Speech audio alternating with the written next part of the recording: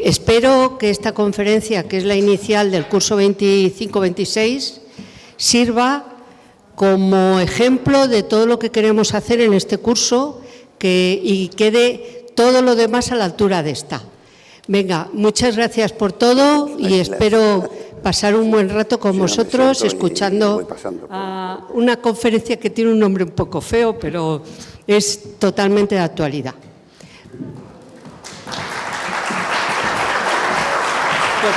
Gracias. Bueno, pues muy buenas tardes y sin más presentaros a José Vicente Cebrián. José Vicente Cebrián nos acompaña por 7ª vez.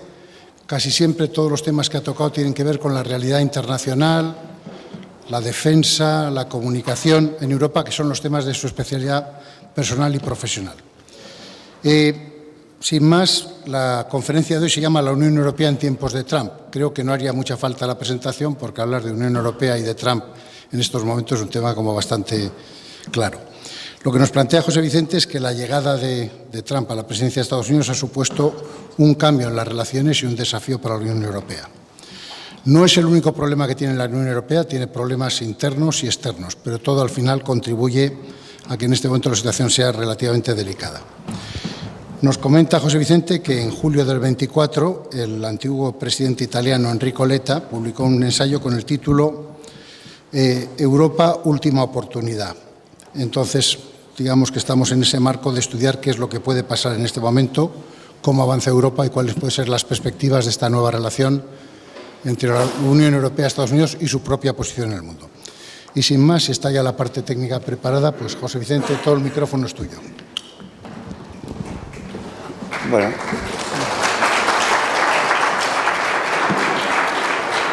Muchas gracias. En primer lugar, disculparme, pero llevaba con unos amigos esperando en el otro sitio, que era donde habitualmente se hacían las conferencias, hasta que me han advertido del error. Quiero agradecer a la universidad, a su presidenta, a Elena, que es la que organiza este lío y con la que me invitó a esto, y a Alejandro por su presentación. Una presentación que además es la inauguración, como se ha dicho, lo cual para mí pues es un doble honor. Es una presentación que habla de unas cosas que están pasando estos días, algunas esta mañana, con lo cual puede haber puntos en los cuales pues digo algo que ya no es verdad, o alguna vez, si hay suerte, diré algo que sigue siendo verdad. Y es una charla que se produce en un momento muy especial. Ayer fue la triste conmemoración de los atentados de Hamas, pero este año se cumplen los 40 años de la entrada de España y Portugal al mismo tiempo en la Unión Europea y los 70 años de la Declaración Schuman, que fue el inicio precisamente de primero la CECA, luego la Comunidad Europea y luego la Unión Europea. En la portada he puesto un largo párrafo, pero no hay que leerlo entero, de Draghi. Draghi, se verá a lo largo de la presentación, es alguien que ha analizado, a mi juicio, perfectamente lo que está pasando en la Unión Europea, dice además lo que hay que hacer y, como es lógico, nadie está dispuesto a hacerle el menor caso y ahora lo veremos. Por resumir, dice que la organización, la Unión Europea, toma decisiones y financiación que se diseñaron para un mundo de hace mucho tiempo y que un cambio radical es necesario. Eso es lo que intentaré transmitir. Bueno, como no funciona, pues me siento aquí y seguimos, no pasa nada. ¿Pero funciona el PDF o no? El PDF debería funcionar. Sí, ya está. Bien. La flecha izquierda y derecha. Izquierda y derecha, vale. Bueno, esto es un resumen. Esto es un resumen, la introducción, la crisis del mundo, la idea de Europa, una Europa en crisis, un resumen y una bibliografía. En la introducción he puesto simplemente para adornar algunos de los muchos documentos que se han producido en el año 24 y comienzos del 25 para saber lo que es Europa. La llegada de Trump, como era de suponer, pues ha supuesto un importante cambio, a mi juicio, a mucho peor, en las relaciones internacionales y, por tanto, afecta de manera importante a Europa. Pero no creo que sea el único problema, ni siquiera el más importante, que tiene Europa en este momento. Hay una frase hecha que la Unión Europea avanza principalmente con las crisis. Se suele citar además el COVID, que es verdad, que fue un avance, y crisis anteriores. Bueno, yo creo que es una frase hecha y que, bueno, pues hay veces que sí y hay veces que no, salvo que ahora queramos una crisis para ver si logramos avanzar. He citado al Papa Francisco porque dice que no estamos en época de cambios, sino en un cambio de época. Por hacer un pequeño resumen, bueno, después de la Segunda Guerra Mundial, viene la Guerra Fría, la Pax Americana, se crean las Naciones Unidas, un montón de agencias dependientes, empieza el proceso de descolonización con el nacimiento de nuevos países y básicamente hay dos grandes bloques. El bloque occidental, Estados Unidos, Canadá, lo que sería luego la Unión Europea, etcétera, que viven bajo la llamada Pax Americana, que incluye el apoyo a dictaduras siempre que sean anticomunistas y las guerras neocoloniales. Por el otro lado tenemos el bloque comunista con la URSS, China, Cuba, etcétera, y que a su vez apoyan a aquellas dictaduras siempre que sean comunistas y que hagan supuestas guerras de liberación. Y luego quedan otros que se han ido cambiando el nombre, países no alineados, terceros países, países en desarrollo, etcétera. Pero en el año 89 viene la desintegración de la URSS y las democracias se extienden sobre todo a todos los antiguos países de la Unión Soviética y se alcanzan nuevas libertades. Es lo que llamó en un título que luego causó mucha risa Fukuyama en El fin de la historia. Y empieza una idea de que la globalización con la liberalización del comercio y la expansión internacional es el que puede llevar a factores de desarrollo a todo el mundo. Y inicialmente pues eso era así. Pero hay una segunda fase que es la crisis del cambio. En 2007, en la Conferencia de Seguridad de Múnich, ya Putin lanza un discurso de enfrentamiento con la OTAN, fruto de acciones anteriores que habían cometido. En el 8 viene la invasión rusa de Georgia y nadie dice nada. En el 2011, Estados Unidos, con Obama de presidente, y alguna vez lo hemos comentado, gira hacia Asia-Pacífico. Es decir, dice que esto de Europa, que está muy bien, pero que aquello funciona bien y que el interés de Estados Unidos es hacia Pacífico. Prácticamente nadie razonó sobre qué podía suponer para Europa ese giro. Viene la pandemia y con ello se rompe la globalización. Y en 2022 la invasión de Ucrania, que al mismo... Por favor, ¿podría subir un poco más el micrófono? Sí, tranquilamente. Que al mismo tiempo la invasión de Ucrania supone la ruptura de todo el orden internacional, todas las normas que nos habíamos dado, pero tampoco parece que le preocupa a nadie. Bueno, pues ya no se cumplen las normas, esto depende de la fuerza que tenga cada uno y sigamos adelante. Rápidamente viene la guerra de Gaza, la guerra del Líbano y las amenazas crecientes en Oriente Medio. Y, como consecuencia, los cambios en los bloques de poder. Antes teníamos los dos bloques y ahora aparece básicamente Estados Unidos y China, que, bueno, Rusia, como es débil, se apoya fundamentalmente en China. Hay quienes piensan que el nuevo orden debe ser más inclusivo, que además de los países que siempre hablamos, existe la India, existe Brasil, etcétera, etcétera, y que sería necesario un nuevo orden que incorpore a muchos otros países. Bueno, veremos. Y es lo que se empieza a llamar la era digital. Y cuando todo esto había pasado, pues como estaba previsto, llegó Trump. Solemos hablar de las principales potencias, las grandes potencias medianas. Bueno, he logrado una referencia al del Lowy Institute, que es un think tank australiano, que publica una vez al año. Esta referencia es de 2024 y porque la del 2025 todavía no la diciendo, en su opinión, los factores que influyen para que un país determinado sea una potencia del tamaño que sea. Sobre 100, que es el tope, pues marca Estados Unidos y China como dos únicas grandes potencias. Y luego alguna potencia media. He parado en Rusia porque es la que nos afecta, pero tenemos primero la India, luego Japón y luego Australia. Y por tanto Rusia sería la sexta potencia del mundo y la cuarta de las medianas. Pero más interesante que esta historia es el gráfico, a mi juicio, de la derecha, porque compara en función de una serie de factores por qué y cómo se compara una potencia con otra.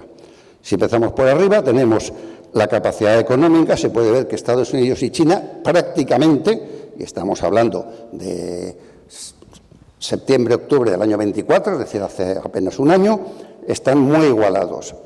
En capacidad militar, bueno, está claro el orden, Estados Unidos, luego China y luego Rusia, a una distancia no muy importante desde mi punto de vista. Esto está hecho antes de el desfile en Beijing de hace un mes aproximadamente. En resiliencia, bueno, pues los Estados Unidos tienen gran capacidad, pero China y Rusia en este caso muy similar.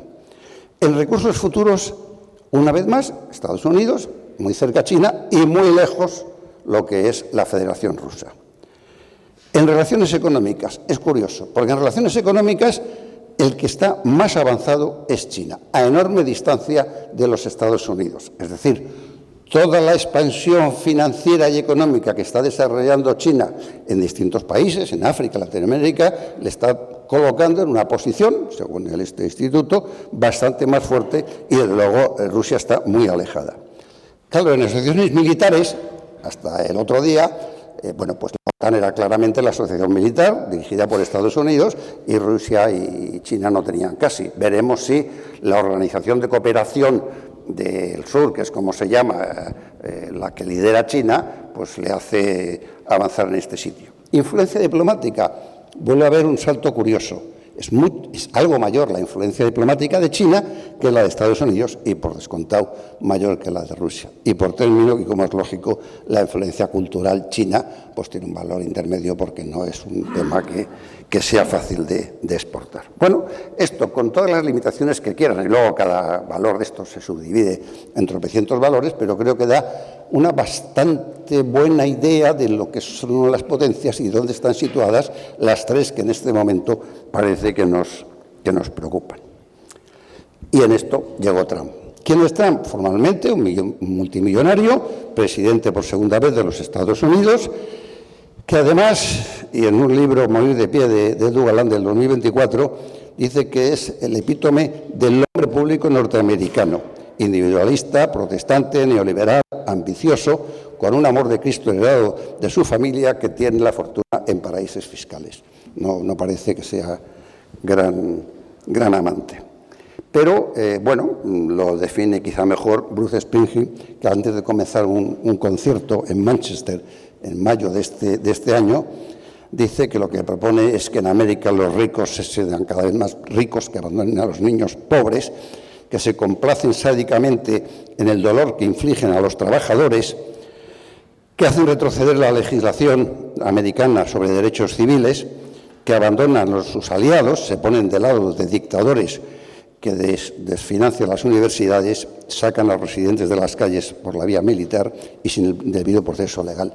No le sentó nada bien a Trump este concierto. Creo que no va a volver a escuchar a Bruce Springsteen. ¿Cómo, en mi opinión, nos afecta el efecto Trump? Yo lo siento, pero la frase es literal. La Unión Europea se creó para joder a los Estados Unidos. Donald Trump, 23 de febrero de este año. Yo creo que nos hemos enterado por primera vez que eso era así, pero bueno, él dice que es así y es el que manda. ¿Cómo nos afecta? Por resumir, en defensa. En primer lugar, ha dejado de ser un aliado seguro. Después de no sé cuántos años de creación y desarrollo de la OTAN, es evidente que los Estados Unidos no son un aliado militar seguro para Europa. Nos obliga a gastar, a decir que gastaremos el 5% del PIB, con el único fin de que compremos equipos a los Estados Unidos. Él se mueve por una ideología básica, mis negocios, y estos son sus negocios.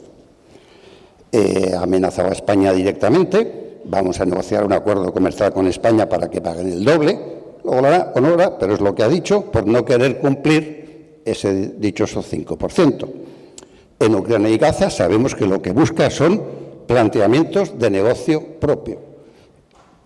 llegó a proponerle a Zelensky una paz inmediata siempre y cuando hubiera unos territorios en los cuales aparecieran unas tierras raras y que fuera una concesión para las empresas norteamericanas. En Gaza, luego lo veremos, pues tiene un proyecto, el Great Trust, que yo creo que todo el mundo conoce, de hacer un resort para ricos que vayan a sus hoteles.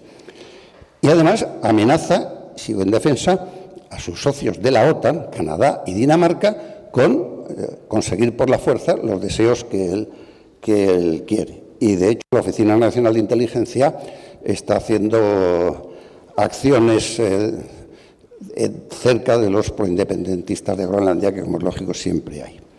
Ha prohibido a los extranjeros, y nos afecta, estudiar en las universidades, ha salido del G7 y de prácticamente todas las agencias internacionales y, en mi opinión, pues recuerda mucho a ese matón de barrio que te dice que si no me pagas mi protección, pues te quemo la tienda.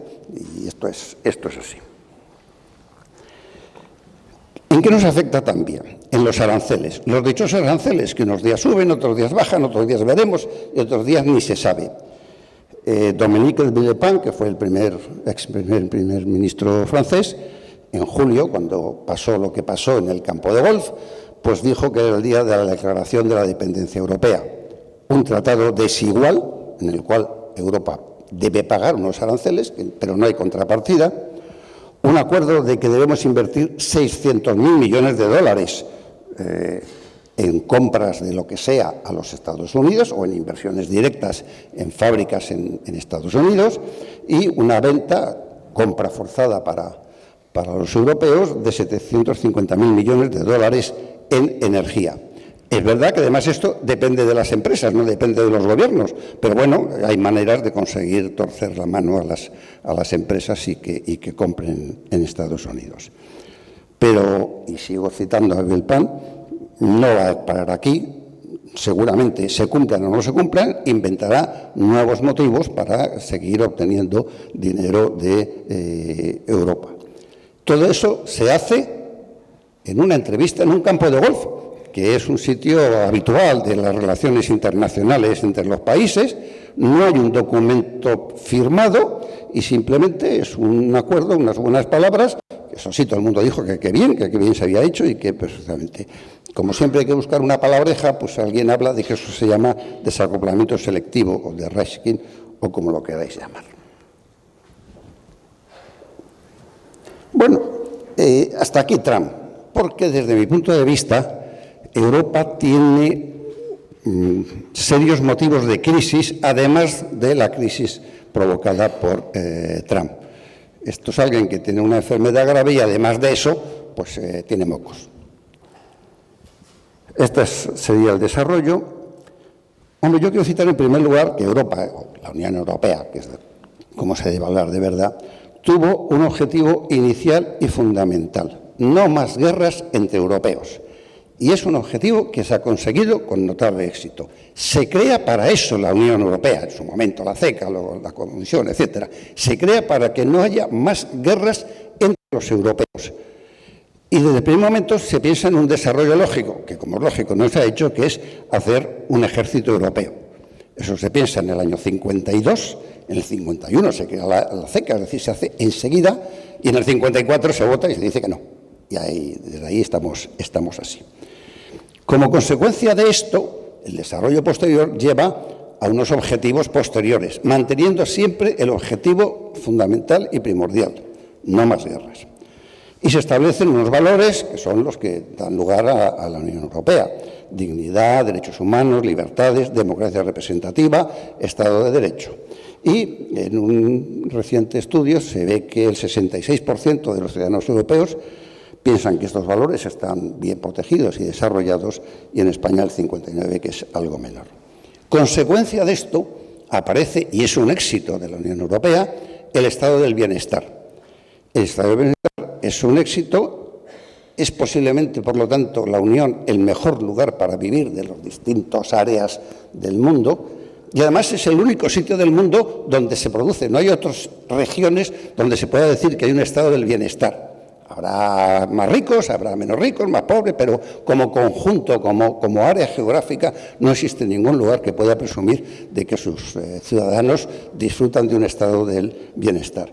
Esto lleva a que hay un 86% de europeos satisfechos y en España un poquito más. Estos datos son del Eurobarómetro de hace un año, que todavía no han sacado los de este año. ¿Cuáles son, por repetir, los valores de la Unión Europea, lo que constituyen su núcleo? La dignidad humana, la libertad, la democracia, la igualdad, el Estado de Derecho y los derechos humanos. Son conocidos por todos, están en las declaraciones y en el tratado, y el 66%, como ya he dicho, y el 59% en España están satisfechos como se desarrollan en general estos valores. Pero, y llegamos al primer problema, el funcionamiento normal y de ordinario, que es, a mi juicio, un gobierno especial. La Unión Europea prefiere decir que es un gobierno único, por aquello de usar palabras no comprometidas. Desde luego es único.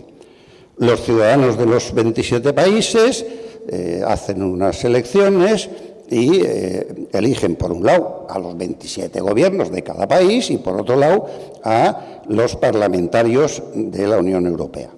Bueno, los gobiernos proponen a la Comisión Europea pues, distintos tipos de acciones que quieren que se lleven a cabo. Y los parlamentarios también proponen distintas acciones a la Comisión. La Comisión propone con unas cosas y con las otras y hace una propuesta final hacia el Consejo Europeo. Por lo tanto, es el Consejo Europeo el que de verdad toma decisiones, no la Comisión Europea. Es el Consejo Europeo, que lo forman los jefes de Estado y Gobierno de cada uno de los 27 países, con la presidencia puramente formal en este momento de António Costa, el ex primer ministro y luego presidente de Portugal. Si me dejáis un momento, podemos hacer una analogía para comprender mejor por qué esto no funciona si nos comparamos, que es curioso porque se puede hacer muy bien con España. Bueno, los ciudadanos españoles de cada autonomía podemos elegir los gobiernos de cada autonomía y los parlamentarios de cada autonomía. Para formar lo que sería el gobierno de España, cada una de las autonomías mandaría un ministro al presidente que hubiéramos nombrado, es decir, el Parlamento nombraría a Sánchez, pero cada autonomía le mandaría un ministro de su cuerda y con eso se formaría el gobierno, que haría unos papeles que enviaría a la llamada conferencia de presidentes autonómicos, que serían los que de verdad aprobarían lo que habría que hacer. Esa sería la comparación y por eso ni aquí ni allí esto acaba de funcionar muy bien. La Comisión Europea es siempre el fruto de un acuerdo, que esta vez ha sido muy complicado. Primero hay que tener un acuerdo y llevarlo al Parlamento para nombrar a la presidenta de la Comisión, que realmente primero ha pasado por el Consejo para decir que les parece muy bien. Tenemos dos comisarios sin competencias, Defensa y Vivienda, también se parecen a nosotros, que tenemos ministros de Sanidad, Vivienda, sin competencia ninguna. Y ha sido complicado porque, aunque no es obligatorio ni está escrito en ningún sitio, no es necesario que cada país mande un comisario, pero cada país manda un comisario.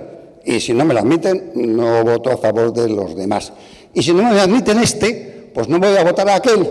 Con lo cual, si tú quieres que vote al tuyo, tú votarás al mío. Y se ha visto muy claro cuando algunos han dicho, no, de extrema derecha no. Y entonces los de extrema derecha han dicho, bueno, pues socialdemócratas no y populares tampoco. Al final, esto es así.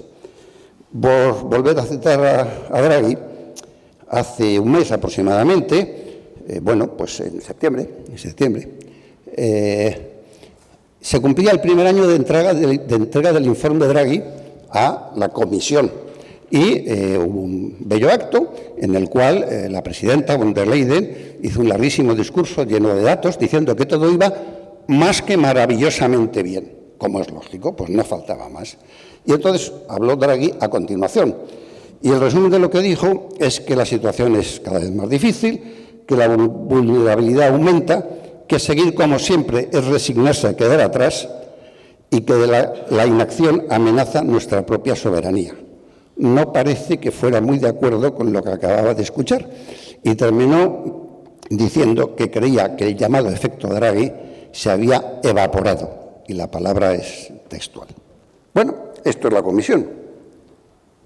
Y hay un Parlamento que, si entráis en la página del Parlamento, dice, y está abajo en rojo, no sé si se ve muy bien, sí, que tiene 720 diputados y que si alguno quiere saber quién es cada uno, que pinche en un sitio donde hay 719 diputados.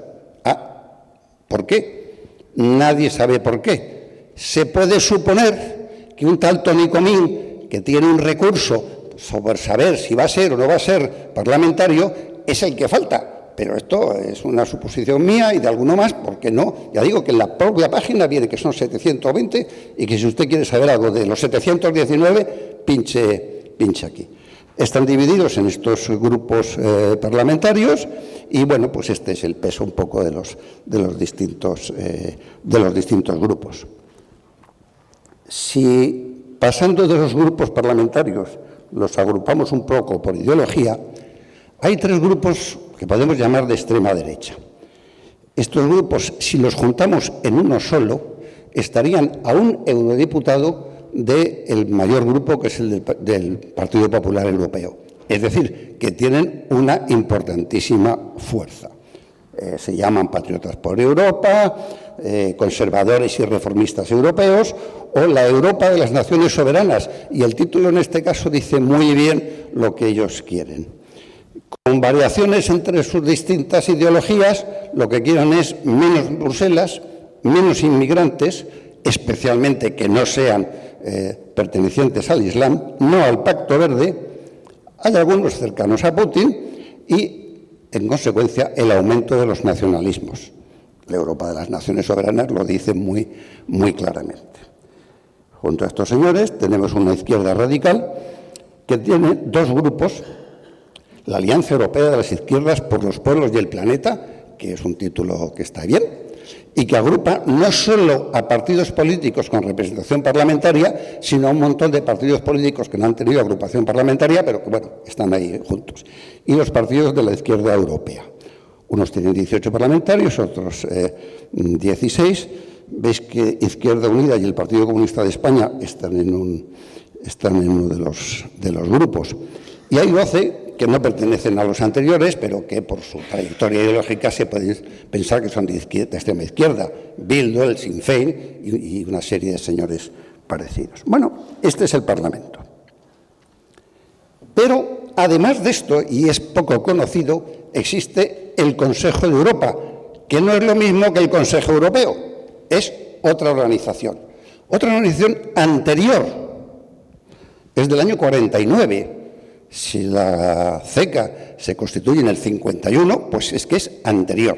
Es también fruto de las reflexiones de los líderes europeos en ese momento, que buscaban, no tan claramente como que no hubiera guerra, que es la declaración de Schuman, pero sí una cierta unión entre todos los europeos. Bueno, el Consejo de Europa y la Unión Europea pues comparten los mismos valores, pero son entidades separadas sin ningún ánimo de juntarse, al menos de momento, siempre de colaborar, eso sí. Tiene gobiernos de toda Europa y, bueno, están obligados los gobiernos que están en el Consejo de Europa a cumplir con las normas legales que desarrolla el Consejo de Europa y que han firmado como tal. Y la diferencia muy importante, a mi juicio, es que el Consejo de Europa sí vigila que esos países cumplan con los acuerdos que han firmado. No tiene capacidad luego de sancionar, pero sí de decir, no se está cumpliendo esto, es decir, de ponerles colgados, al menos es algo. Curiosamente, tiene 46 miembros del Consejo de Europa, 27 son de la Unión Europea, y luego tenéis, que no son de la Unión Europea, toda esa serie de países donde he puesto en negrita aquellos que son candidatos, los 10 candidatos a pertenecer a la Unión Europea.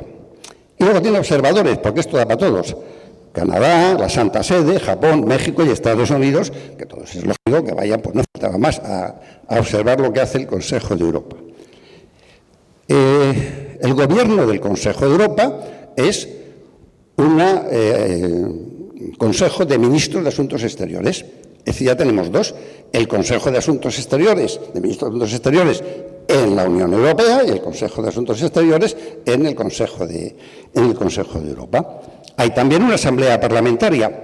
Aquí no hay que elegir, aquí los parlamentos, en caso de España, Congreso y Senado, de los distintos países, envían en proporción una serie de representantes que los eligen en proporción los países correspondientes.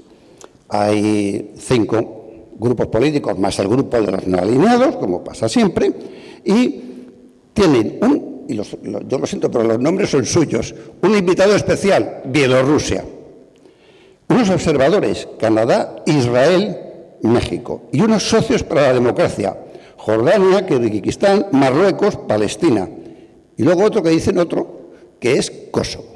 Bueno, esto es la constitución de esta organización. Por unanimidad de los miembros directos en ese Consejo de Ministros de Exteriores, decidieron, a raíz de la guerra en Ucrania, expulsar a Rusia.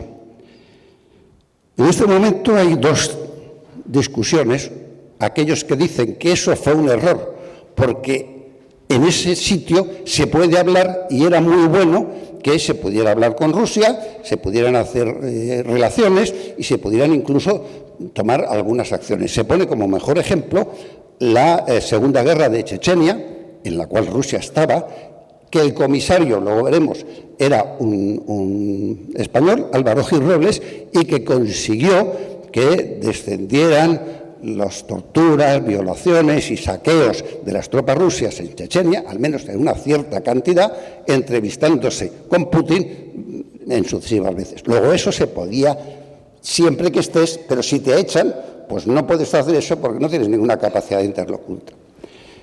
Como es lógico, Rusia, cuando vio la votación y antes de que se firmara el tema, levantó la mano y dijo, yo es que me quiero ir. Y bueno, pues se fue 5 minutos antes. Curiosamente, todo el mundo se puso de acuerdo en echar a un miembro del Consejo y nadie ha dicho nada sobre Israel.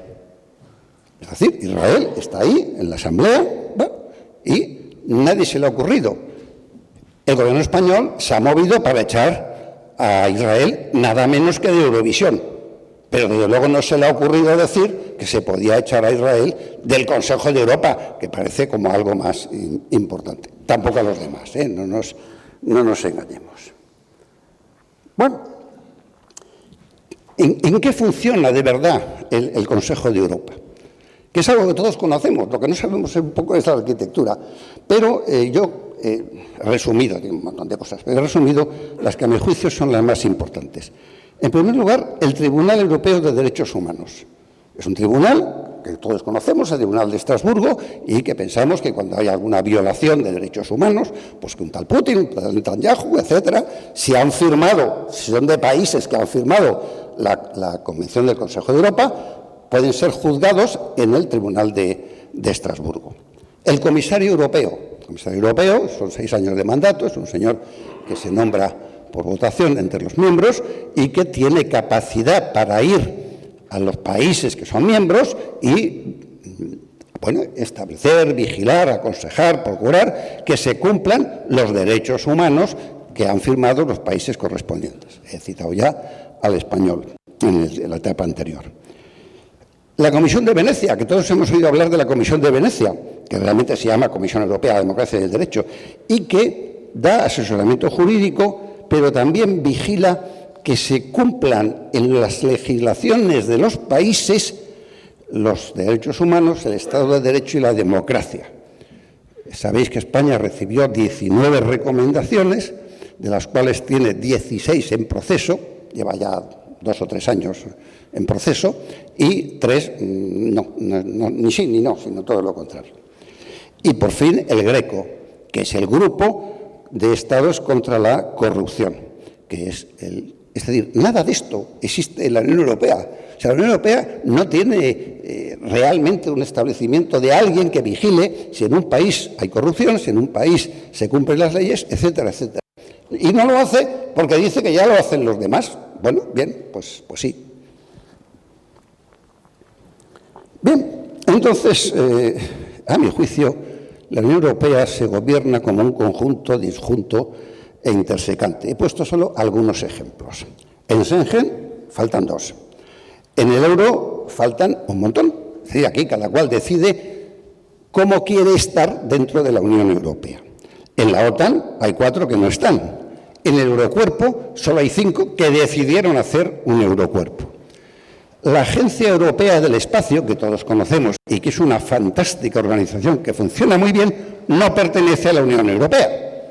Es un club que está muy bien, de países que han decidido irse hacia el espacio y llevar cosas al espacio, pero no pertenecen a la Unión Europea como tal organización.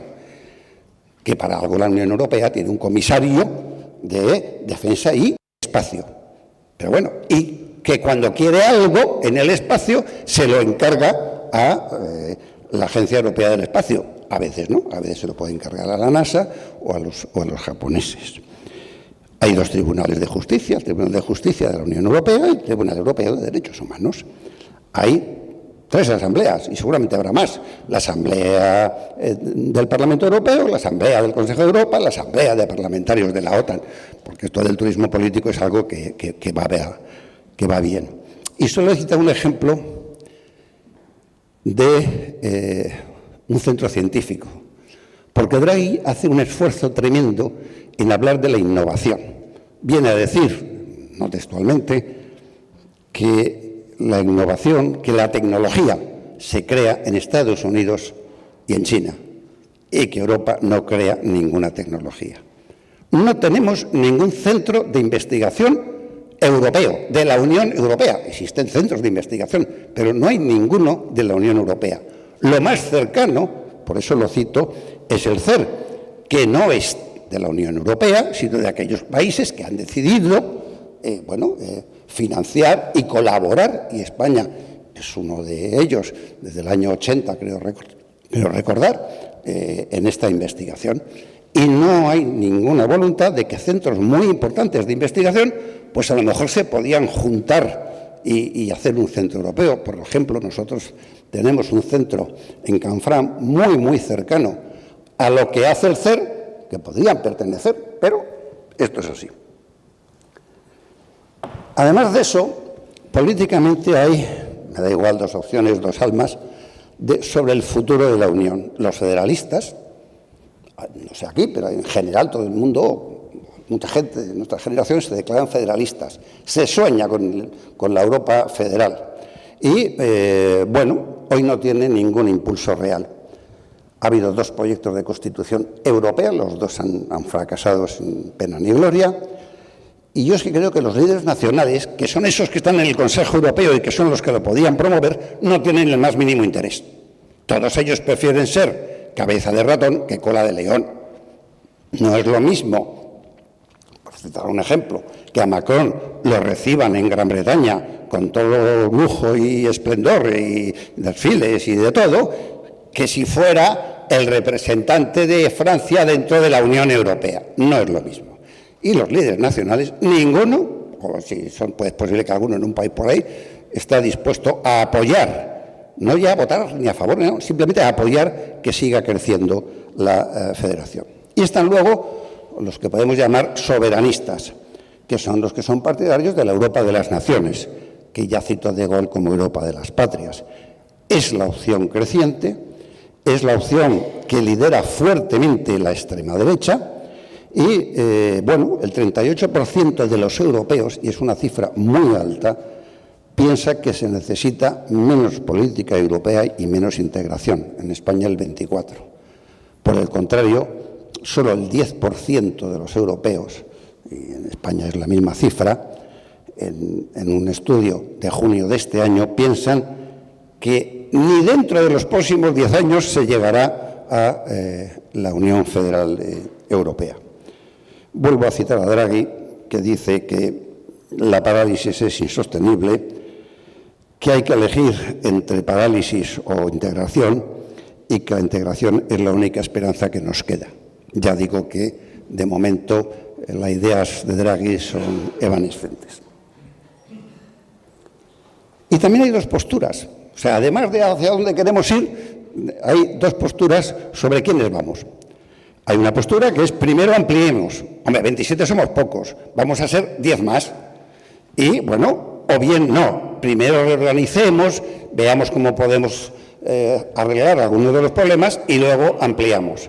Claro, los partidarios de primero ampliar dicen, hombre, ¿cómo vamos a dejar a unos compatriotas europeos nuestros fuera de la organización? Lo suyo es que se integren, lo cual todavía dificulta más la toma de decisiones, que no se dice, pero es quizás lo que se piensa cuando se apoya que esos pobres que no son europeos pasen a ser europeos. Bueno, el 49% de los ciudadanos estaban en junio a favor de las ampliaciones y todavía más en España. La otra opción, primero reorganizar y luego ampliar. Bueno, si primero reorganizo, se facilita la toma de decisiones y luego, pues que entren los que sean. Pero, claro, retrasa el acceso. Nadie piensa en una tercera opción. Nadie piensa que a lo mejor se puede dedicar parte de los recursos administrativos a estudiar la ampliación y otra parte a estudiar la reorganización. Pero eso es demasiado trabajo para la Unión Europea. ¿Quiénes son los candidatos a la ampliación? Los Balcanes, Albania, Bosnia-Herzegovina, Macedonia, Kosovo, Montenegro y Serbia, Europa Oriental, Ucrania, Moldavia y Georgia y Turquía, que todo el mundo sabe que tiene el 3% de su territorio en Europa y, por tanto, es un gran país europeo que lleva como, no sé si son 10 o 12 años esperando la integración. Se me ocurrió un juego que no vale para nada, que es decir, hombre, todo el mundo sueña con que de repente, un día, después de unas conversaciones y una votación, vamos a ser todos europeos, políticamente hablando. Es decir, que vamos a estar en la misma federación con los letones y con los suecos. Y lo mismo pasa. Pero nadie está dispuesto a hacer un esfuerzo difícil, pero hombre, para acercarse al vecino e ir haciendo pequeñas federaciones que luego podrían juntarse. No sé por qué, va a ser muy fácil que nos juntemos con los eslovacos y no con los portugueses. Los daneses, los suecos, llevan varios siglos viviendo juntos, pero al parecer los suecos están mucho más dispuestos a juntarse con los griegos que con los, y no digamos, Letonia, Lituania y Estonia, que han estado, aunque sea bajo el yugo soviético, juntos un montón de tiempo, pero que no. Bueno, sí, jugar esto cualquiera puede hacer el juego y en vez de 7 le pueden salir 6 u 8. Pero bueno, seremos 37.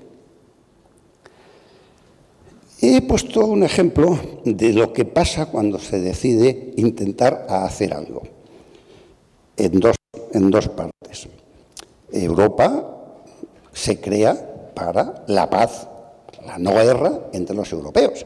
Y de repente hay una guerra en Europa, una guerra con europeos, rusos y ucranianos, y además con participación de alguna manera del resto de los países de la Unión Europea, además de los Estados Unidos. Pues bien, se juntan Francia, el Reino Unido, que no es de la Unión Europea, y Ucrania, que tampoco es de la Unión Europea, pero es el sufridor de la guerra. Asisten Alemania, Canadá, Turquía, y como participantes el Consejo de la Unión Europea y la Comisión de la Unión Europea y de la OTAN. Es decir, cuando se reúnen nombrados por un señor que no está en la Unión Europea, el Reino Unido y el francés, aparecen la presidenta de la Comisión y el presidente del Consejo como si fueran un miembro más, como si fuera un extraño país más. La conclusión de esta reunión en Londres fue formar un grupo que se llamó E5, coalición de los dispuestos o de los pesos pesados, para que en el caso, y hablamos de marzo de este año, tampoco... que en el caso de que alguna vez hubiera una paz en Ucrania, ¿quién estaba dispuesto a mandar tropas para asegurar esa paz? Al principio eran 5, ahora se han ido ampliando, son 35, me suena más que son más de 27, pero bueno, son 35, una lista larguísima, y España es observador, junto con Hungría. ¿Por qué? Porque no es políticamente correcto que estemos en un sitio que dice que va a mandar tropas a Ucrania. Putin se opone radicalmente, no está dispuesto a que, como él dice con cierta razón, tropas de la OTAN pisen el territorio de Ucrania, aunque no se llamen así y se llame coalición de voluntarios. Bueno, pero hubo un segundo acto, porque claro, esto se hace, se forma, hay ya un ente administrativo que lo gobierna, Y entonces Trump cita a Putin, lo cita para Paranchorais después, pero cita también a Zelensky primero, y entonces hay que acompañarle. Europa tiene que acompañarle. ¿Y quién es Europa? Pues bueno, unos cuantos: Alemania, Francia, Italia, Finlandia, el Reino Unido, otra vez la Comisión y el secretario general de la OTAN. Entonces, no se reúne Trump con el presidente del Consejo o con la presidenta de la Comisión o con la vicepresidenta encargada de las relaciones exteriores. Se reúne con un conjunto de señores que, bueno, buenamente piden ir y buenamente son admitidos. Alguien dijo que era una reunión del padrino con la Santa Compañía. Al terminar la reunión, la frase de Trump fue directa: me llaman el presidente de Europa, lo cual es un honor. Quiero recordar que el Tratado de la Unión Europea, artículo 15.6, dice que el presidente del Consejo de Europa asumirá la representación exterior de la Unión en política exterior y de seguridad común, ayudado por la vicepresidenta. Algo que ni por un momento se le ha ocurrido a nadie que al pobre Antón Costa fuera a ejercer estas funciones, porque no están dispuestos a que las realice. No ha habido ningún intento de Europa, ninguno, de acercarse a Rusia, acercarse a Putin e intentar hablar de paz entre Europa y Rusia. Todo el mundo ha aceptado que esto es un tema que lo lleva muy bien los Estados Unidos y que ya hablarán con Putin y todo lo más. Acompañamos a Zelensky para que no le insulten cuando va a la Casa Blanca porque hace feo. Bueno, alguien definió aquello, y la frase está ahí, se ve poco, que esa Europa está buscando la paz por medio de la fuerza. ¿Bien? ¿Cuál puede ser la realidad? En septiembre, hace nada, hace menos de un mes, von der Leyen hizo uno de los infinitos discursos. Europa tiene que luchar en el mundo, hay que defender la independencia, la libertad. Tenemos estómago para este combate, tiene la unidad sentido de urgencia, preferimos luchar. Bueno, bien, bellas palabras de madera. Nadie está dispuesto a pasar de los valores, que están bien claros en los tratados, los valores, a las virtudes. ¿Y cuál es la diferencia? Pues un tal Aristóteles, antes de ayer, lo dijo, luego lo ha repetido más cerca María Zambrano o José Antonio Marina. La virtud supone una correspondencia entre la palabra y la acción, es decir, pasar de los valores a que esos valores realmente se cumplan. Lógicamente, la Unión Europea no está por las virtudes. Bueno, pues hasta aquí mi punto de vista de cómo se gobierna este asunto que, insisto, sí ha logrado un estado del bienestar y la paz, salvo dos guerras, a lo largo de su historia en Europa. ¿Cuáles son los principales problemas que tiene Europa, a mi juicio? Vamos a ver, dependiendo de a quién se le pregunte, pues ese señor, pues claro que tiene unos intereses y tiene unas necesidades, y etcétera, pues piensa que sus problemas son unos o son otros. Y por tanto, los análisis de los problemas y por tanto las soluciones. Para los ciudadanos, ¿cómo se puede conocer los problemas que afectan a los ciudadanos? Pues la única manera que a mí se me ocurre son realizar análisis por medio de encuestas, porque que si no, decimos, sí, es que todo el mundo piensa, es que todo el mundo dice, pero las encuestas son el único método científico que conocemos para conocer, por mal que sea, lo que piensa un colectivo. Pero para los gobiernos y la Unión Europea se ha encontrado otra fórmula mágica que alguna vez me habéis oído hablar, que es llamar a expertos y hacer documentos. Entonces el experto hace un informe, hace un documento y ya sabemos lo que pasa. Bueno, me habéis oído algunas veces decir que la Unión Europea no es un gobierno, es un think tank, porque bueno, pues lo que hace es eso, documentos. Desde junio del 23, que es antes de ayer, el Consejo solicita a Enrico Letta, antiguo primer ministro italiano, un informe sobre el futuro del mercado único. Lo entrega en mayo del 24, hace nada. Y eso sí, el Consejo publica un documento diciendo que, bueno, le parece, lo acoge con satisfacción, lo alaba. Hay como 12 o 15 palabras que dicen que qué buen documento, que qué bien. Y termina diciendo que esperan con ilusión el informe siguiente que va a hacer Draghi, que es una forma, a mi juicio, poco elegante de decir, todo eso está muy bien, lo vamos a guardar en el armario y vamos a ver lo que dice el siguiente. Bien, el siguiente es Draghi, le piden un informe, lo entrega en enero de este año y la Comisión dice que el informe de Draghi es un diagnóstico claro y proporciona recomendaciones concretas para poner a Europa en una trayectoria diferente. ¿Ven? Aplausos. Y que es hora de pasar a la acción. Y en consecuencia la Comisión hace un nuevo documento que se llama Brújula de Competitividad, que no se parece nada a lo que dice Draghi, pero bueno, ya hemos hecho un nuevo documento. En marzo del 24 se encarga a un expresidente de Finlandia, Sauli Niinistö, que haga un informe sobre defensa, Safe Together, para preparar la defensa civil y militar de Europa. Lo entrega en octubre del 24. Pero claro, no vale. Entonces, cuando se nombra la nueva comisión, lo primero que hace la presidenta von der Leyen es encargar un libro blanco sobre la defensa al comisario de defensa. Libro blanco sobre el futuro de la defensa europea, que entrega en marzo del 25. El otro día, el 1 de octubre, hace una semana, se han reunido en Copenhague para hablar de problemas militares. Y el presidente de Lituania, que se llama Gitanas Nausėda, ha hecho una frase demoledora. Los documentos no te defienden y no detectan lo que tenemos que hacer desde el punto de vista. Es decir, la gente empieza a estar un poco harta de tanto papel que adorna las estanterías y que, bueno, quedas bien, aplaudes, pero no va más allá. Sí, hay dos instrumentos, ahora más, pero bueno, para detectar qué piensan los europeos. El Eurobarómetro es el más conocido.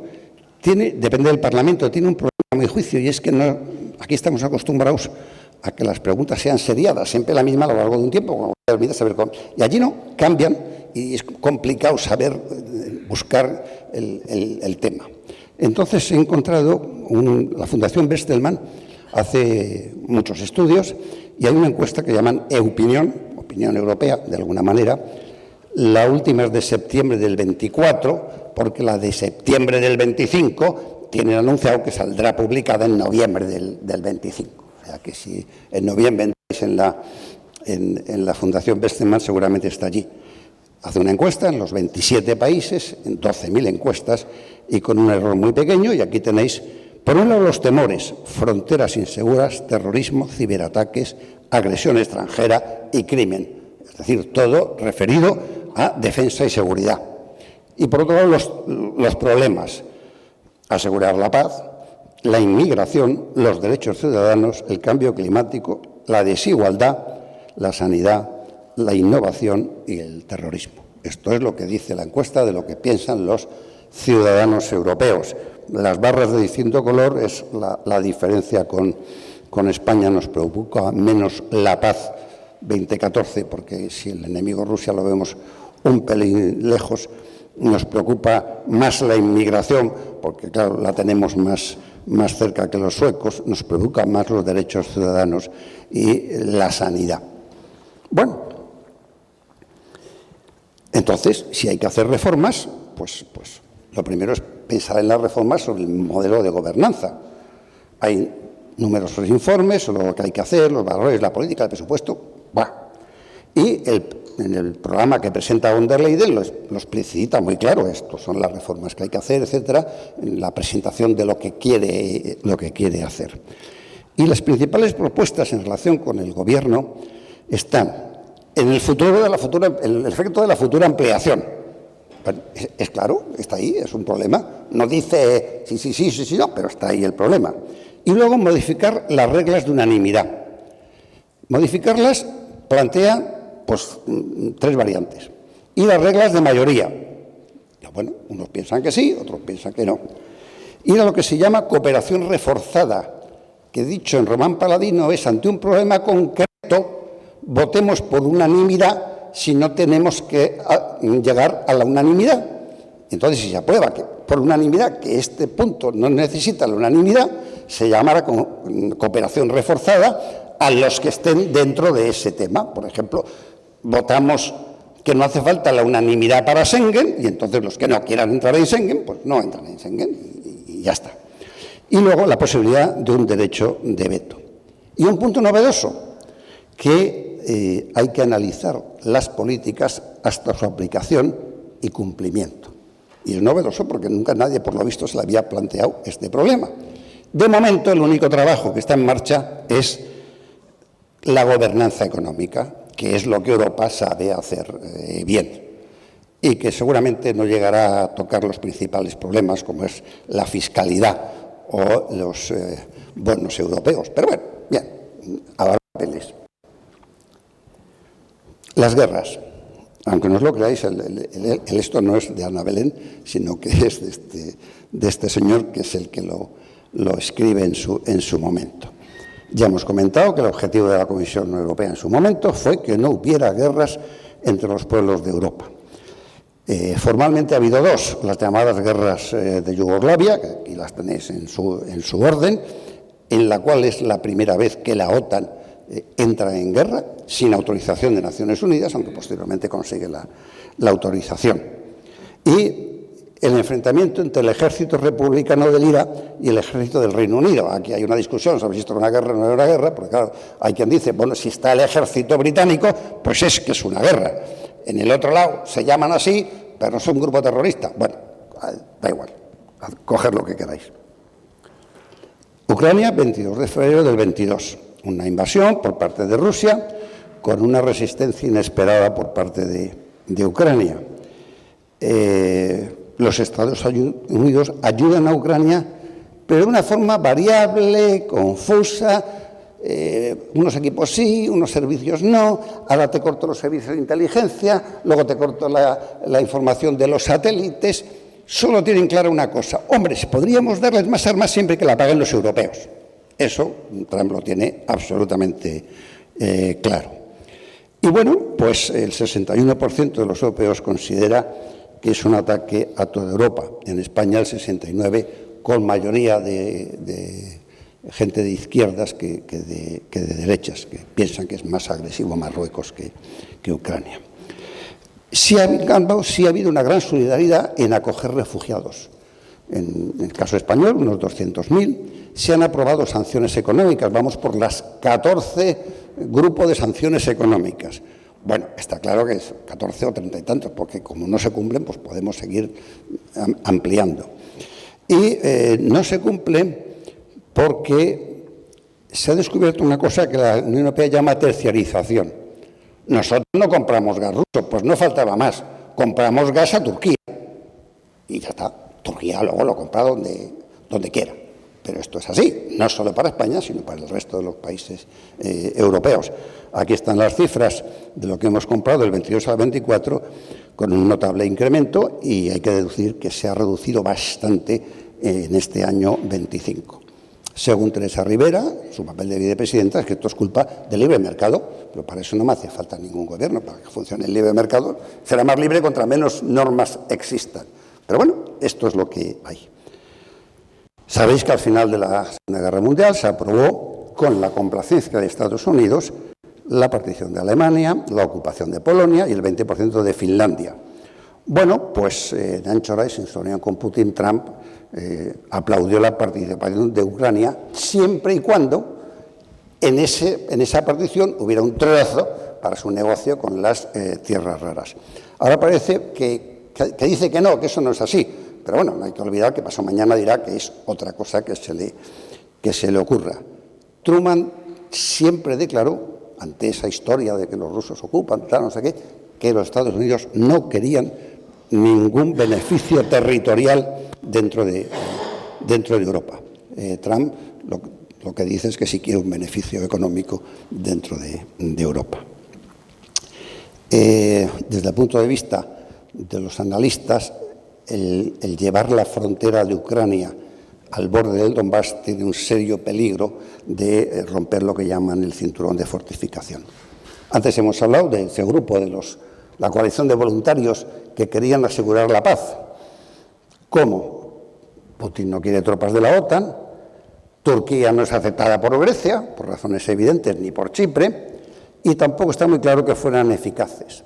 Se habla de 35.000, de 50.000, de 250.000, pero porque esto es gratis, yo puedo hablar de los números que queráis, pero que no parece que nadie tenga una idea muy clara. Eso sí, solo hay una idea muy clara, que los pague la Unión Europea. Esto está absolutamente definitivo, y que estén lejos de la frontera.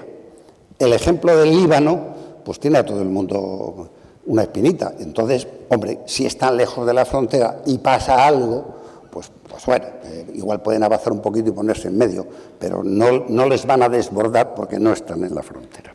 Bueno, esto es como estamos. En Gaza, a ver, dejadme perder 2 minutos para decir tonterías, que es el asunto de la palabra genocidio.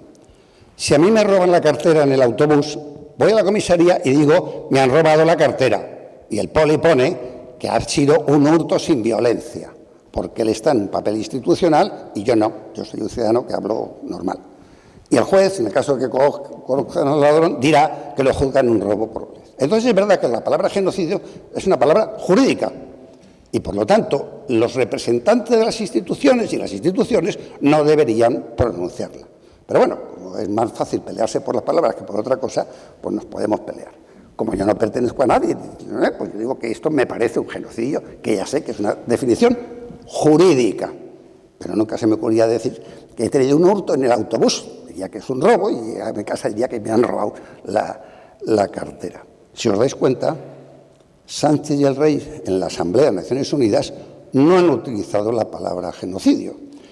Y Teresa Rivera, que la utilizó en el Parlamento Europeo, nada más terminar salió un señor que dijo que eso no era la postura oficial de la Comisión Europea. Bueno, palabras aparte, todos sabemos que el 7 de octubre de hace 2 años esta brigada de Hamás hizo un terrible ataque terrorista que llamó inundación de Al-Aqsa con 1000 y pico muertos y 250 rehenes. En venganza a Israel declara la operación Espadas de Hierro con la colaboración de los Estados Unidos y la indiferencia de los países árabes y de la Unión Europea, que están preocupados por defender sus valores de petróleo, unos y otros.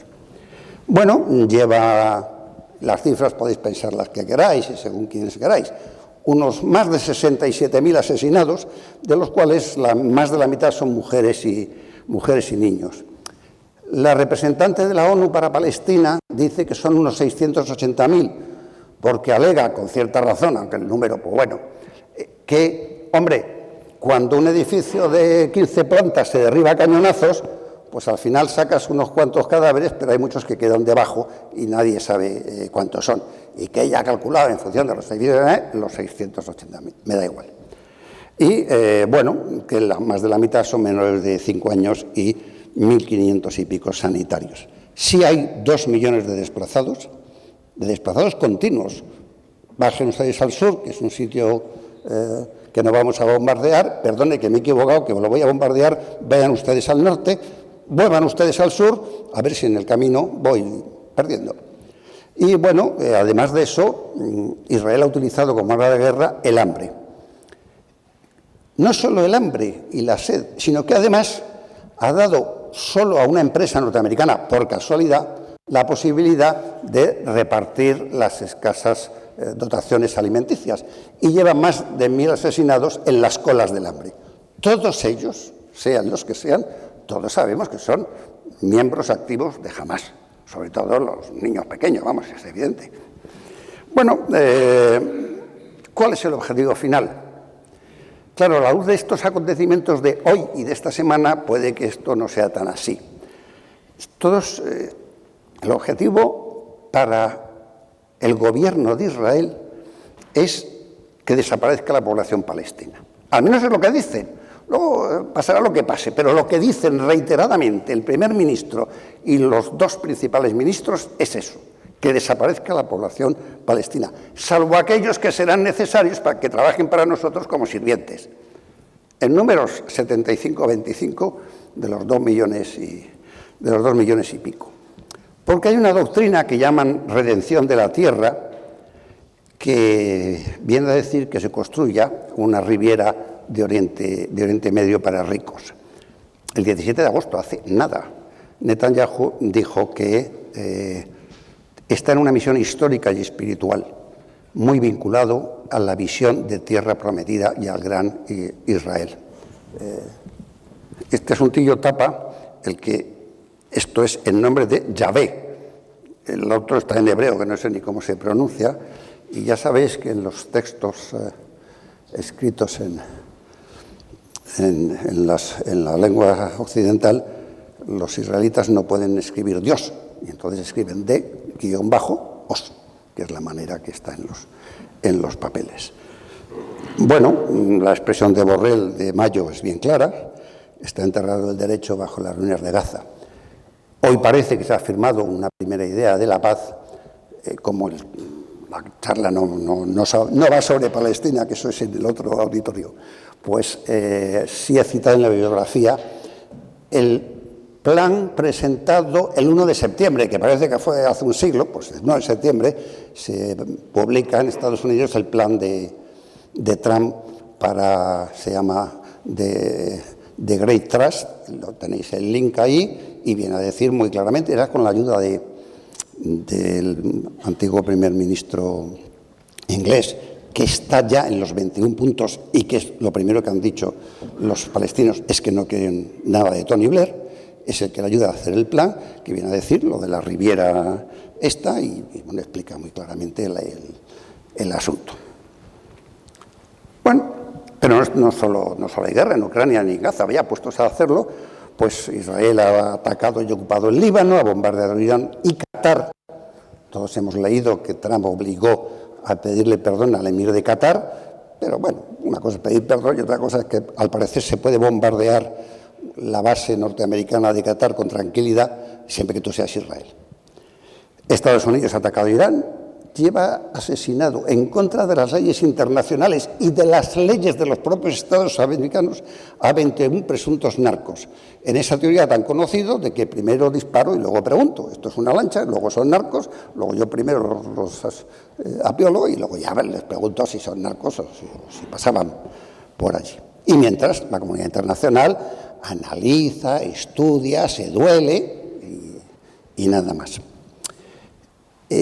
Al mismo tiempo se han reunido en septiembre, a primeros de septiembre, la Organización de Cooperación de Shanghái, que es una cosa que estaba pues, ahí desaparecida, que lidera China y que claramente han dicho, primero ha habido una reunión política y luego ha habido un desfile militar. Claramente han dicho que son el contrapeso a Occidente, que ellos son el 40% de la población mundial, y se han juntado todos los líderes autoritarios que en el mundo ha sido, incluyendo el primer ministro de Eslovaquia.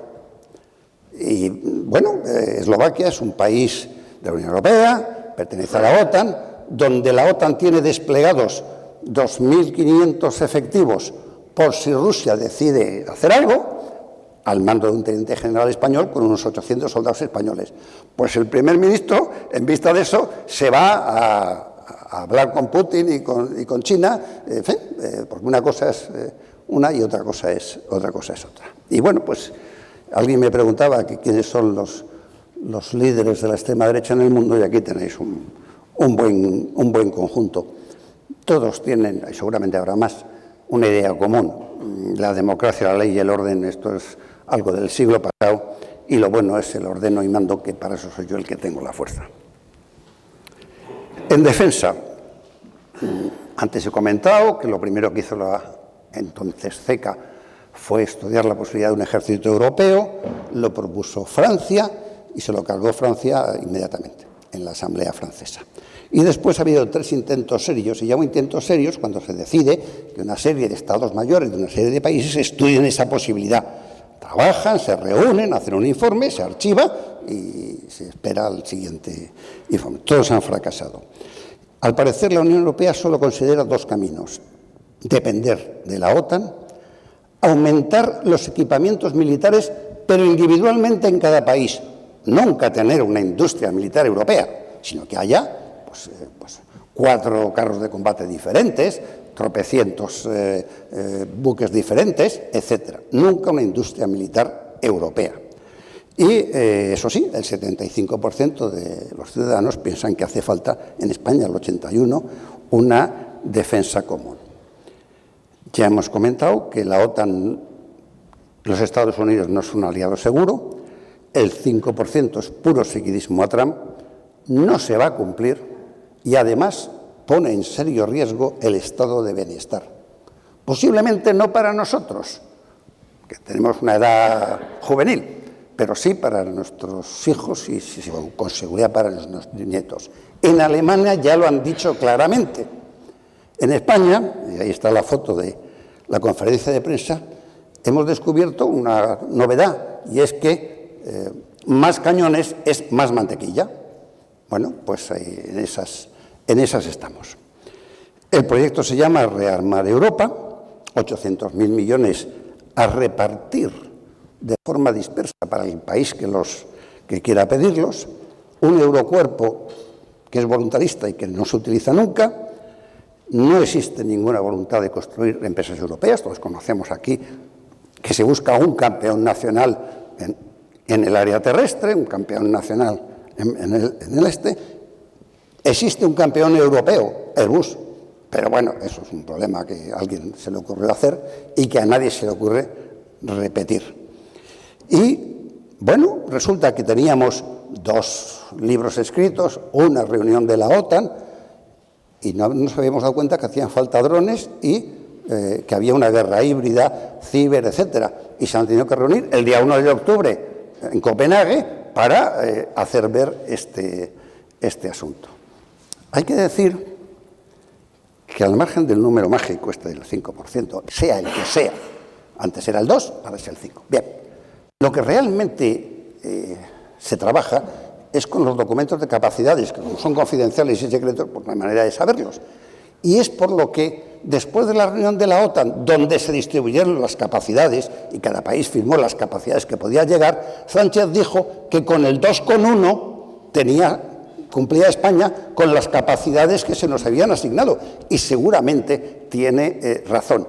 Otra cosa es que, al parecer, nadie se le había ocurrido que, además de esas capacidades, que no tengo ni idea de lo que ponen, hay también necesidad de drones y de elementos de la guerra híbrida. Porque tengáis una idea, Ucrania tiene una capacidad de fabricación de drones de 4 millones de unidades al año, que es una cifra, Y ahí dice que si se le financia podría llegar incluso al doble. Tiene 300 empresas aproximadamente haciendo drones. Me habéis oído muchas veces la frase de Lord Palmerston de que los países no tienen amigos, que tienen intereses. Pero bueno, aquí veis las incongruencias de las que algunas de las incongruencias de las que disfrutamos los europeos. Chipre tiene tensiones entre Grecia y Turquía, los 2 miembros de la OTAN, Grecia y Chipre de la Unión Europea. Turquía es miembro de la OTAN, es candidato a la Unión, es el gran amigo de Putin, y tenemos tropas españolas para que defiendan de Siria, no vaya a ser que no sé qué. Eslovaquia ya he dicho que es el amigo de Putin, que ha estado en la conferencia de Pekín y que es miembro de la OTAN, de la Unión Europea, y que tiene tropas en su territorio. España, con disgusto de la Unión, aunque sea un movimiento acertado, se ha acercado individualmente a China. Tenemos evidentemente problemas con la OTAN y de momento hemos dicho que no al llamado grupo de los E5. Se piden acciones contra Rusia, pero nunca se piden contra Israel. Bueno, yo lo llamo incongruencias, pero me gusta más la frase de Pablo Iglesias que dice que la política consiste en cabalgar contradicciones. Pues aquí hay... Y por ir terminando, aunque Europa solo piensa que la OTAN es la única solución, bueno, tampoco es tan difícil pensar otra. ¿Qué pasa si nos organizamos exactamente igual que la OTAN sin Estados Unidos? Quizás sin Canadá, pero bueno, es lo de menos. Es decir, ¿qué es la OTAN? ¿Qué busca la OTAN? Garantizar la seguridad y libertad de sus miembros con la utilización de medios políticos, y lo podemos copiar tal cual, en una organización del Tratado de la Defensa Europea. ¿Cómo se organiza la OTAN? De esta manera: un Consejo de Defensa, un comité militar, tal. Lo podemos hacer exactamente igual. Una capacidad militar necesaria, que es exactamente las capacidades militares que nos han distribuido en el último Consejo de la OTAN, pues ya lo tenemos ahí los papeles, los podemos mejorar o cambiar, pero están ahí. Y además no supone gasto, porque ese dichoso 5% o el que queráis no es la cuota a pagar, sino que es la cantidad a invertir. Luego, bueno, podemos seguir invirtiendo lo que nosotros queramos. Esto, no es que se me haya ocurrido a mí, evidentemente, pero que es una posible solución y que, por descontado, nadie está dispuesto, no vaya a ser que se enfade el hermano mayor. Además de las dos almas y de las dos velocidades, los proeuropeístas y los nacionalistas, los de la ampliación y los de la... ha aparecido también los dos territorios. Con la defensa, o más bien con la amenaza de Rusia, hay un grupo de países, Alemania, Francia, Polonia, Holanda, los países bálticos, los nórdicos, y el Reino Unido, que está cada vez más cerca, que propugnan más inversión militar. Se oponen, por el contrario, España, Portugal, Italia, Bélgica y Austria e Irlanda, que no son de la OTAN. Y son reticentes. Esto lo que pasa es que está generando realmente en las conversaciones, y algo más que conversaciones, grandes reticencias y desconfianzas. Y acusaciones de que tú lo que estás es aprovechándote del esfuerzo de los demás. Siempre hay una palabra nueva en inglés, free riding. Y que lo que pasa es que de verdad pone en riesgo una colaboración efectiva del norte con los países del sur en el caso de que la amenaza no sea de Rusia, Bielorrusia y demás, sino que venga de Marruecos o del Sahel. Y este es un problema real y que está sobre la mesa de los distintos señores que se ocupan de estas cosas. Es decir, si tú no eres un socio colaborador, si te hará falta, pues yo tampoco seré un socio colaborador. Y el último problema de los que habíamos visto es la inmigración ilegal. Es el principal temor y el segundo problema para los europeos. Las dos cifras son, como siempre, Europa y España, de la encuesta de opinión. Por encima es una tragedia humana, no solo por los fallecidos, que son las cifras que aquí están en las travesías, sobre todo del Mediterráneo y de la parte del Atlántico que nos corresponde, sino también muchas veces en los países de supuesta acogida, que sigue siendo una tragedia humana. Las cifras son que en los últimos 7 años han llegado a Europa 1.200.000 inmigrantes ilegales con 21.000 fallecidos, que es una cifra altísima.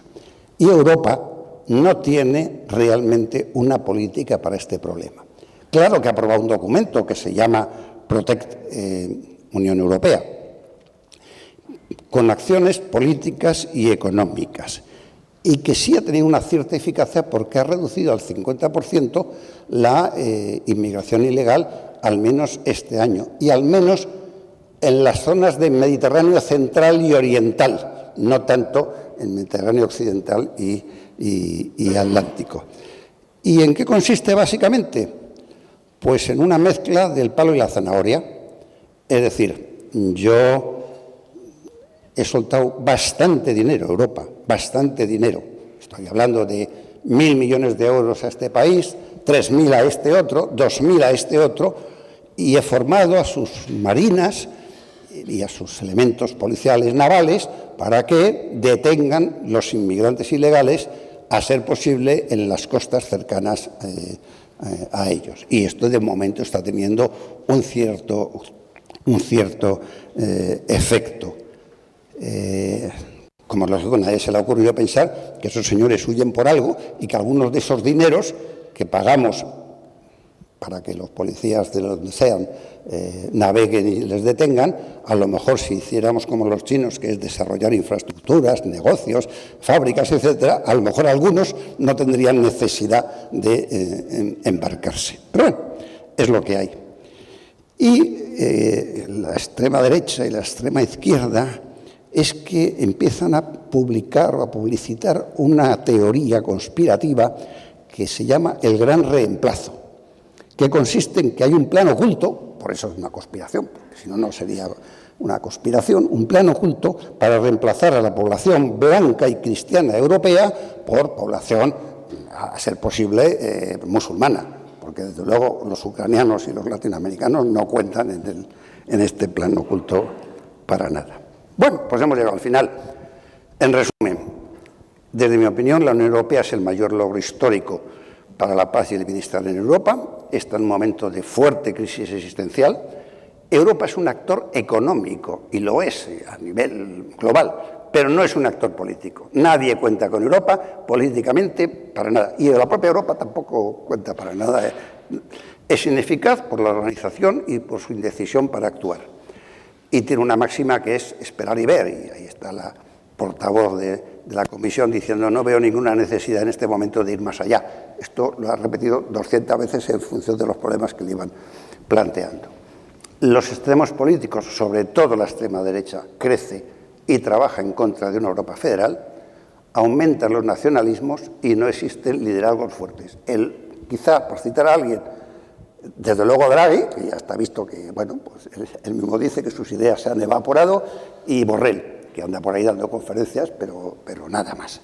Se mantiene un creciente seguidismo a los Estados Unidos, se presume de valores, pero no de virtudes, y por no ser pesimista, yo creo que hay un futuro, que a pesar de la pasividad, el desinterés, la ineficacia de los líderes y de las instituciones, de las palabras de madera, hay un futuro siempre que hagamos lo adecuado que pone Margaret Atwood en su libro, que no dejemos que los bastardos y que cada cual aplique el calificativo al líder que quiera nos aplasten.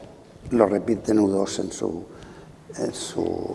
representación en noviembre, en la canción Action Baby de Acrobat.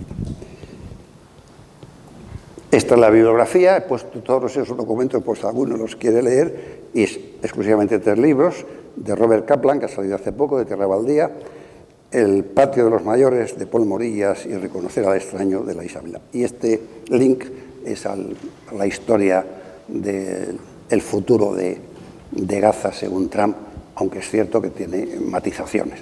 O sea, ha corregido algo las matizaciones. Y nada más. Pues muchas gracias por la atención.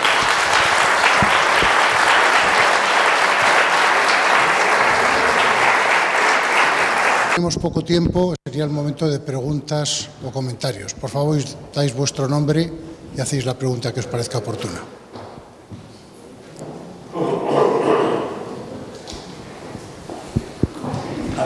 Muchas gracias, efectivamente, muchísimos datos. Pero hay un dato que para mí es significativo y no ha salido aquí, y es la baja participación en las elecciones europeas. Yo lo interpreto como que hay una desconfianza en fin, la participación es baja. Ese es un dato que no ha salido. Sí, te lo doy. 54,5 en las últimas elecciones europeas. 54,5. Es un porcentaje bajísimo. 54 es casi nada. ¿El por qué? Pues la verdad es que no se me ha ocurrido analizarlo. Puedes pensar que aumentan los nacionalismos, con lo cual, pues bueno, no me interesa tanto Europa, que hay un cierto desencanto de que Europa resuelva los problemas, y al mismo tiempo hay una satisfacción de que todo va funcionando bien. Yo, ¿para qué me van aquí a preguntar? Pero no te puedo decir exactamente más que efectivamente es un porcentaje muy bajo. El español es algo mayor, si el europeo es el 54,5, puede que el español no llegue al 60, pero puede andar por el 57 o 58. Muchas gracias, José Vicente, por la exposición tan clara y tan pesimista y realista como la que nos has hecho sobre la Unión Europea. Y yo tenía 2 preguntas. Una tiene que ver con una entrevista que he visto hace un par de días en la televisión, una entrevista breve de uno de los corresponsales en Jerusalén o en Israel, que entrevistaba a un exministro judío, no me acuerdo ahora el nombre, sobre el problema de Gaza, evidentemente. Y entonces el exministro, de manera muy descarnada, le decía: mire usted, Netanyahu es una mala persona, es un hijo, no decía la palabra, pero solo busca su propio interés, su propia salvación, etc. Pero nadie debe pensar que lo que ocurra en Gaza va a ser consecuencia de lo que él decida, de lo que Netanyahu decida. Lo que pase en Gaza lo decide el jefe. El jefe es Trump. Ah, sí, claro, claro. Y Netanyahu no es más que un súbdito suyo y hará lo que diga el jefe. Entonces, haciendo una traslación o comparación de lo que has dicho respecto a la Unión Europea y la figura que está siempre detrás de todo esto, que es Trump, desde su nueva llegada a la presidencia de Estados Unidos, yo te preguntaría, ¿crees que con los debidos matices, puesto que no es lo mismo el problema de Gaza que el problema de la Unión Europea en general, con los debidos matices se podría pensar que también aquí está el jefe y que los presidentes europeos y la Organización de la Europea no hace más que un seguidismo de lo que vaya a decir o pensar el jefe? Y la segunda pregunta, muy breve también, es, hay mucha gente que hace una crítica muy despiadada a la Unión Europea, pensando que toda la organización de la Unión Europea, todos los que están en Bruselas, en Estrasburgo, el Parlamento, etcétera, son unas personas que han tenido la suerte de llegar a unos puestos que están muy bien pagados, viven estupendamente. Entonces, su anhelo principal es conservar ese puesto. En consecuencia, nadie se atreve a decir nada inconveniente, no vaya a ser que pierda el puesto. ¿Qué piensas de esto? A ver, sobre la primera, he intentado dejarlo claro. Hay un seguidismo clarísimo de los actuales líderes, tanto de Comisión y Consejo, que son al final los líderes de los países, hacia Trump. No hay más que ver, que han aceptado sin contrapartidas lo que se les ha propuesto, ni siquiera han pedido un papel firmado, es puro bla, bla, bla, y además pasa con el 5%, con los aranceles y con todo lo que sea. Hay un absoluto seguidismo. Ni siquiera se cumple el tratado y ni siquiera va el representante oficial a hablar. Van un conjunto de señores que ese día no tenían mejor cosas que hacer. Luego hay un absoluto y total seguidismo. Y encima él presume de que a la salida de la reunión le han dicho que es el mejor presidente de Europa. Pues bueno, es que... con respecto a la segunda, el otro día Luis Garicano, en una cosa de la Fundación del Pino, decía que en su opinión los miembros de la comisión eran, no sé las palabras exactas, pero que eran elegidos por los respectivos gobiernos entre los más incapaces y que eran para quitárselos de en medio. Yo creo que no es así. Yo creo que los miembros de la comisión, si son, a mí su inmensa mayoría, es gente muy preparada y con ganas de hacer su trabajo. Garicano hablaba, como es ex-europarlamentario, yo creo que eso lo debía decir de los europarlamentarios, donde todos sabemos que los países mandan allí, los partidos mandan pues a los deshechos de tienta o a los incordios.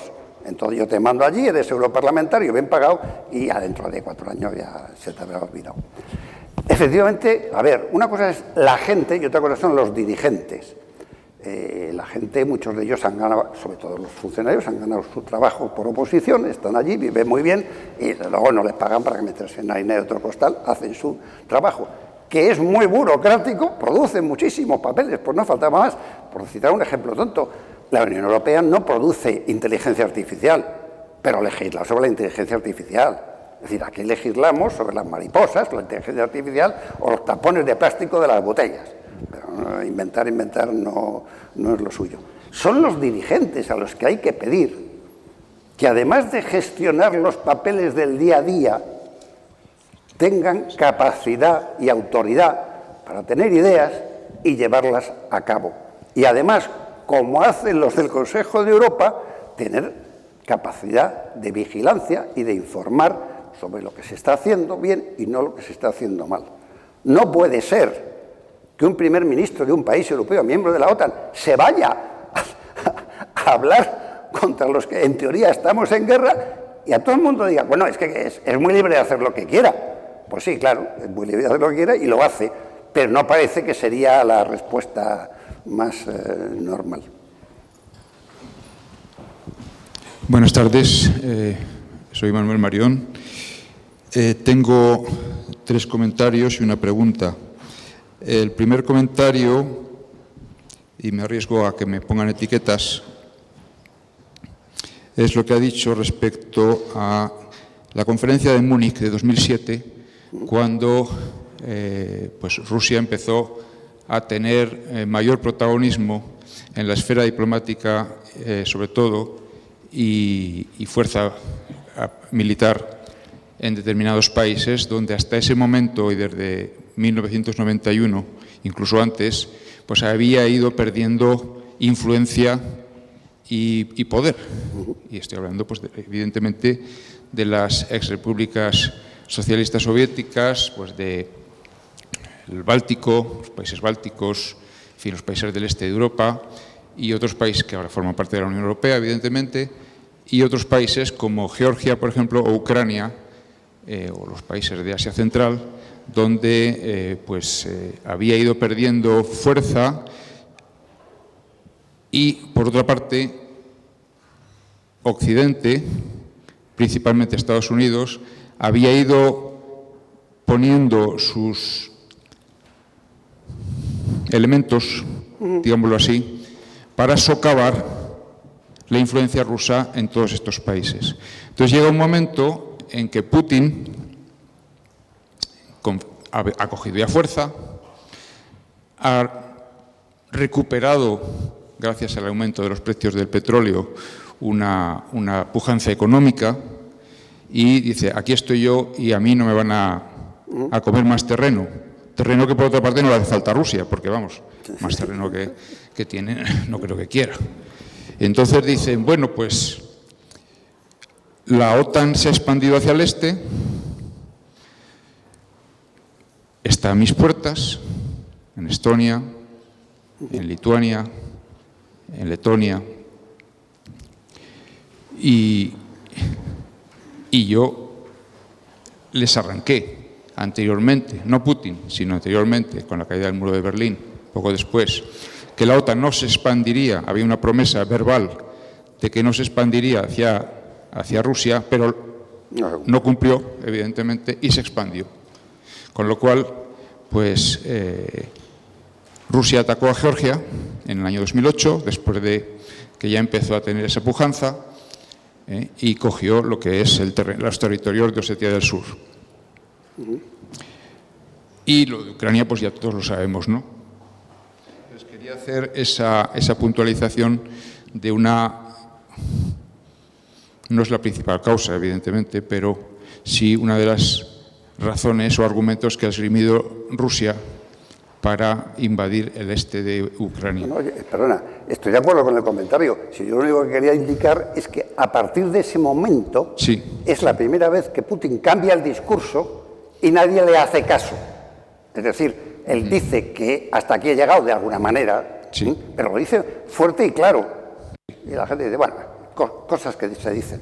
Y que es un punto en la historia, no es que sea la causa ni el principio de nada, sino que es un cambio en la postura pública. Un punto de inflexión. Estoy de acuerdo en el comentario. Punto de inflexión.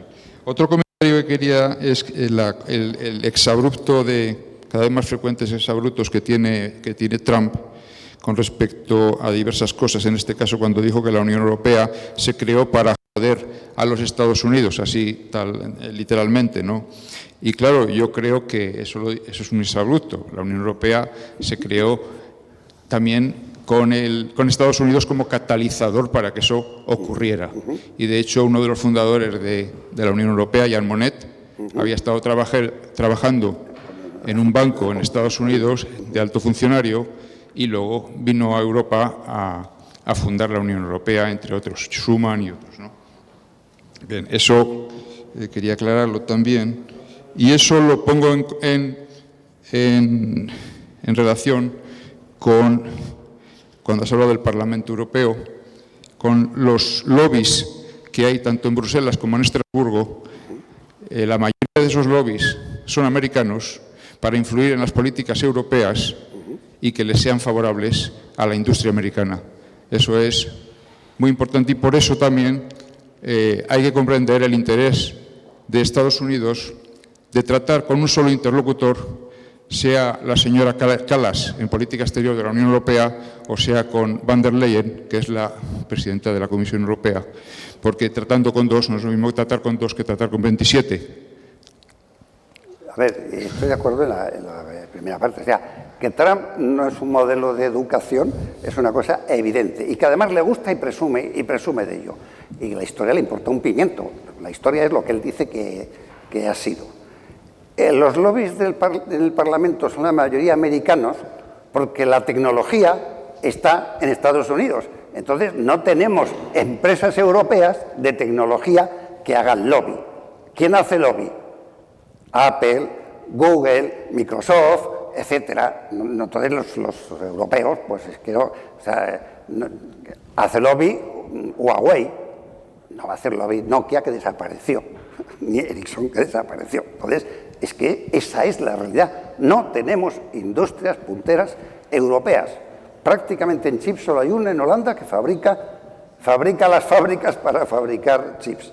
Entonces, ¿para qué va a hacer lobby? Si se lo vende las máquinas que fabrica, las vende en Taiwán y en Corea del Sur y algo en Estados Unidos. Entonces, ¿para qué quiero yo el lobby en el Parlamento Europeo? Es que la vida es así. Cierto.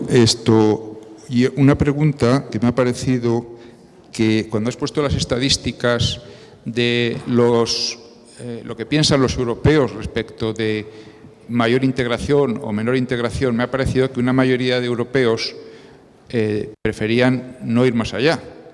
¿Es esto cierto? No una mayoría, un 34%. Frente a un 66%. Que no sabe, no responde, uy, no lo sé, etcétera. Solo hay un 10% que dice claramente que le gustaría. Hay un 34% que dice que no. Y en medio hay una magna... No he destripado, lo siento, el resto del si quieres lo puedo mirar y se lo mando. Por eso yo veo que... Pero lo malo es que el 34 es muy alto y creciente.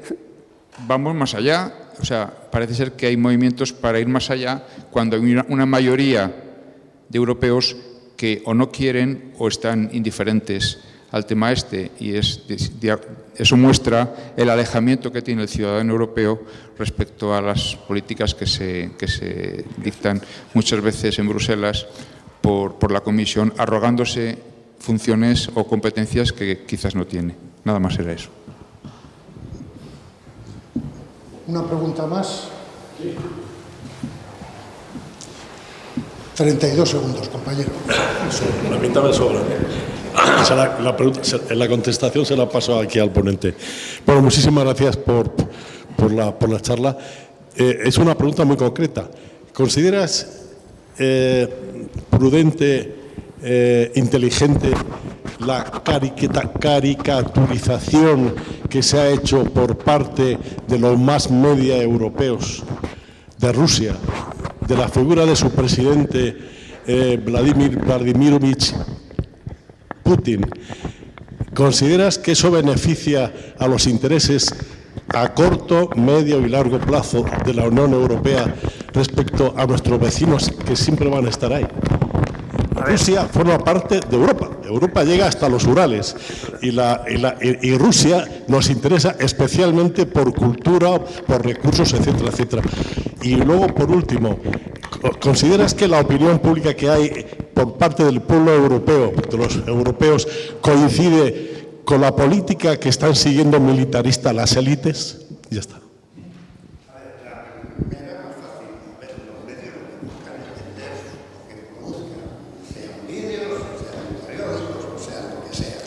Y saben que eso que están produciendo se vende muy bien y que lo otro no se lo va a comprar prácticamente nadie. El problema para mí no son los medios, son los líderes. Si Europa no quiere hacer ninguna acción, ninguna, cero, de acercarse a Rusia, de intentar la paz, de intentar algo, pues hombre, pensar que van a ser los periódicos los que digan eso, no, porque la gente tiende a seguir y la gente ve que es así, que no va el presidente de la Comisión Europea, del Consejo Europeo, a hablar con Trump en dualidad, que van un conjunto de señores que no se sabe por qué son esos, porque se han apuntado. Entonces, es así, la gente sí ve que Europa no está participando ni en el problema de Ucrania, ni en el problema de Gaza, ni en otra serie de problemas. Entonces, ante eso, Pues lo fácil, si yo tuviera un periódico, es buscar una buena viñeta de Putin, porque eso me va a vender periódicos. Si hablo del otro, es que no me lo va a comprar nadie. ¿Y la segunda era? Sí, si lo que están haciendo, lo que sí. se conoce, la opinión publicada que hay responde a los intereses de la población, de la gente de aquí, o únicamente de la élite europea, esos señores paniaguados. Pero hombre, los intereses siempre responden a los intereses de los gobernantes y de las élites. A veces, si hay suerte, coincidirán con los intereses de la gente, pero no es normalmente lo que suele pasar. Entonces, claro, a ver, los líderes europeos no están interesados en la Federación Europea, no están interesados en hablar con Rusia, están interesados en hablar con Trump, porque sus negocios directos, indirectos o medio pensionistas no dependen de la gente. Dependen de los que mandan. Entonces, pues esto es así. Puro y duro respecto al padre de la criatura, O sea, en Gaza, si es que es verdad que se llega a la paz de un momento a otro, que esperemos que sí, ahora viene una segunda y una tercera parte. Hay que desescombrar millones de toneladas. Eso es un negocio. Es un negocio para las empresas que estén dispuestas a trabajar. Y luego, encima, hay que hacer un gran resort de lujo con toda clase para ricos. Y eso es un nuevo negocio. Si yo tuviera una empresa constructora, aunque fuera europea, procuraría estar cerca. ¿Quién es uno de los dos negociadores de la paz? El yerno de Trump, que es el que lleva sus negocios. Luego yo procuraría estar a buena, porque, hombre, si hay que hacer escapadoras o venderlas, pues al que las compra necesita. No va a ser a ningún líder europeo, que todo lo más que va a hacer la Unión Europea es pagar a empresas americanas. Es mi opinión. Pues muchas gracias a todos. Empezamos un nuevo año. La semana que viene más